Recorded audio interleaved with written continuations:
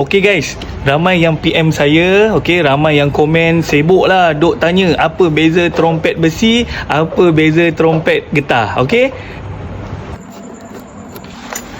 Okay guys, dekat sini saya ada satu kes okay, customer pakai trompet getah sebelum ni, right?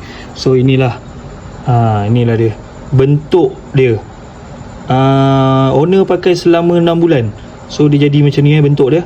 Dia dah tak jadi bulat dah guys, dia dah jadi oval dah. So saya rasa memang flow tak cantik lah guys. Lepas tu air filter pun tak pakai. Air filter tak pakai. Throttle body memang cukup kotor guys. Kiranya kalau korang pakai trompet besi, okay, korang tengok dia akan ada ruang atas ni dengan bawah. So korang just tutup je guys.